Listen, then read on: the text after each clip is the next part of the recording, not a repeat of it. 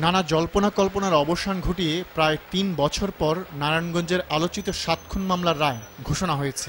পূর্ব ঘোষিত সময় অনুসারে জেলা দায়রা জজ আদালতের বিচারক ২৬ জনকে মৃত্যুদণ্ড ও ৯ জনকে বিভিন্ন মেয়াদে সাজার আদেশ দেন।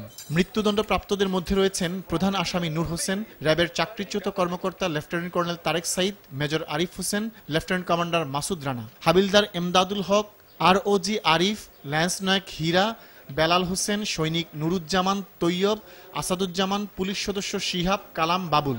এরা কারাগারে রয়েছেন।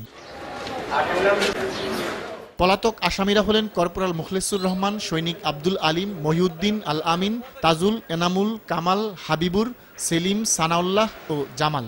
এই রায়ে আমরা অত্যন্ত খুশি হয়েছি। যদি ৩৫ জনের মৃত্যুদণ্ড হতো তাহলে আমরা আরো বেশি খুশি হতাম। তবে ২৬ জনের মৃত্যুদণ্ড হয়েছে, এই জন্য আমি মহান রাব্বুল আলামিনের কাছে কৃতজ্ঞতা জ্ঞাপন করি।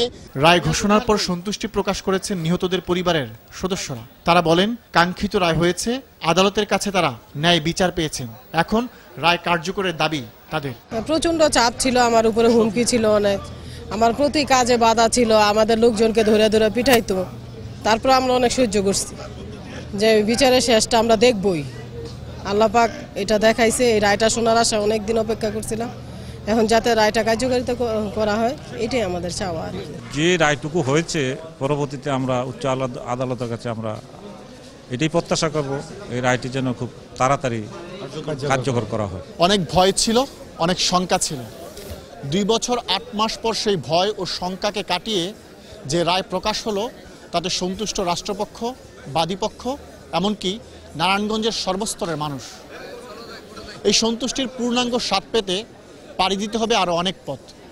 সর্বোচ্চ আদালতে এই রায় বহাল থাকলেই ভুক্তভোগী ৭টি পরিবারের কষ্ট অনেকটাই লাঘব হবে।